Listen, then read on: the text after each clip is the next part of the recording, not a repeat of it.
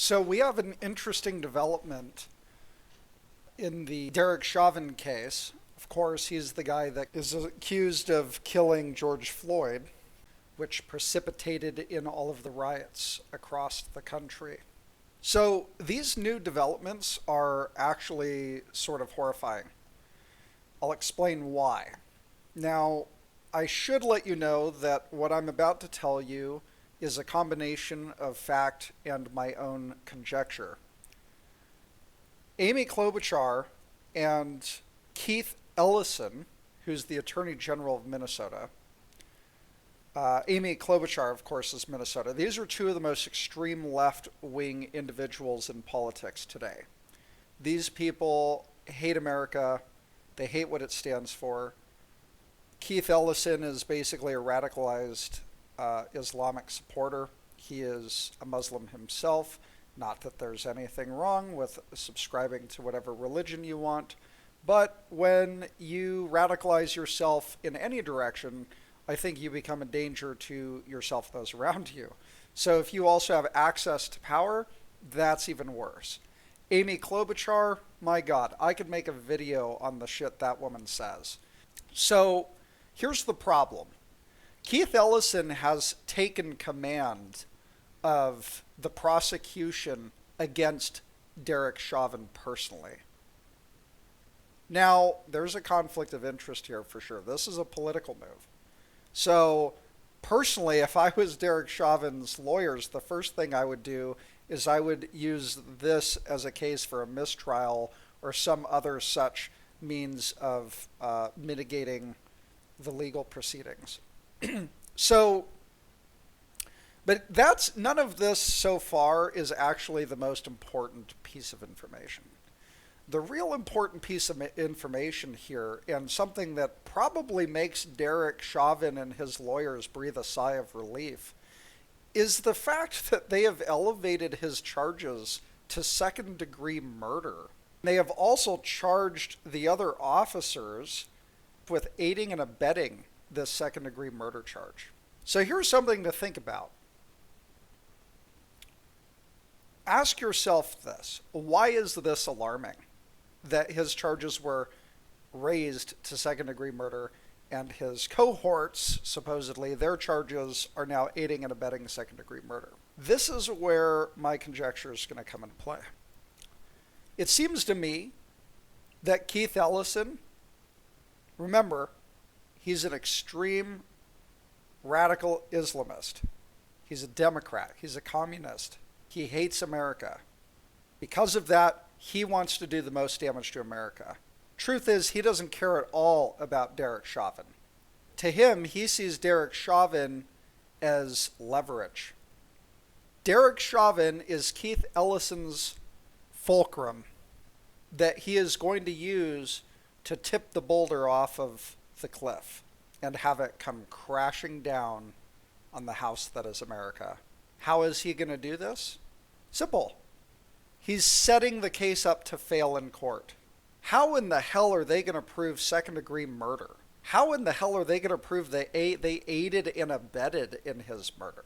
We already have the official medical examiner, which states, by the way, that he died of natural causes. So how are they going to prove that Derek Chauvin murdered him if they cannot even gain consensus on how he died? The medical examiner originally concluded that he did not die as a result of asphyxia or strangulation. Instead, he died because of underlying conditions. He had coronary artery disease, hypertensive heart disease. Now, I think it is safe to say that had Derek Chauvin not done what he did, had he not had the encounter with police officers, he would still be alive. So let's not use this as a means of exonerating Derek Chauvin. We know Derek Chauvin is guilty of quite a bit here. We know he deserves punishment.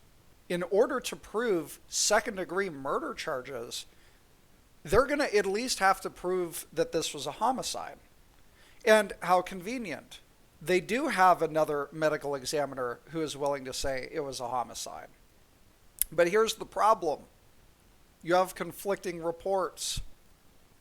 One says he died because of the actions of Derek Chauvin. Another one says he died due to underlying conditions and that Derek Chauvin would have been nothing more than a catalyst. This is important because if the charges brought against Derek Chauvin are murder and they can't reach a consensus on the fact that it was a homicide, then Derek Chauvin is not going to be convicted of second-degree murder. There's a lot that has to be proven in order to tag murder on somebody. If you accidentally kill somebody, that's not murder. So they're going to have to prove in the court of law that Chauvin intended to kill him. They're also going to have to prove that the other ones actually aided and abetted somehow, which I think is going to be difficult, because even the videos show that there was a very large swarm of people around these officers. They had to keep watch for their safety. They had to make sure they weren't going to get mobbed. So, of course, they're not paying attention to whether or not George Floyd's breathing. But how are you going to prove intent? In my opinion, Keith Ellison is setting this up to fail because he knows the devastation that's going to be wrought upon this country if these guys get off on anything less than a public hanging. Now, I'm not saying that Derek Chauvin's going to get off scot-free. I absolutely don't think he should. He's definitely guilty of something. Aggravated assault, manslaughter, but murder? Second-degree murder? I'm not buying that. Keith Ellison would rather this guy walk scot-free because that's going to sow the most chaos. And that is what these Democrat communists crave most. They feed off of the suffering of America. Their entire purpose for existence is to short sell this country into oblivion, to make room for a true communist superpower. They want America to fall. And there's no military on the face of this earth that could beat ours. And there is absolutely no military that could beat our militia. And I'll tell you this, you think other countries fear our military? No. Behind every blade of grass, that's what they fear. They fear John fucking Deere with his modified tractor that has 2 freaking automatic chain guns on it. They fear the Midwest. No one could conquer America. The only way that they could ever hope to take over America is to crumble it from within, to knock the pillars out from underneath of it. And that is where their useful scumsuckers like Keith Ellison come into play. And this is a great opportunity. Look at the direction that this is heading into. Keith Ellison steps up to the plate. He takes it over personally. He elevates it to second-degree murder.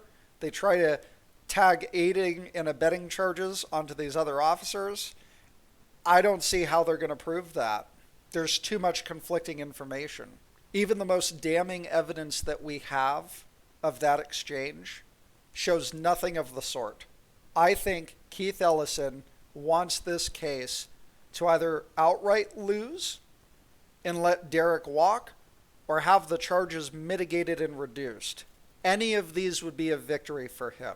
Quite frankly, because these people like to keep their masks on, they don't want to show their lizard skin, he probably is going to try to still get Derek Chauvin some prison time. But it's not going to be life. It's not going to be murder charges. It's going to be aggravated assault or something ridiculous like that.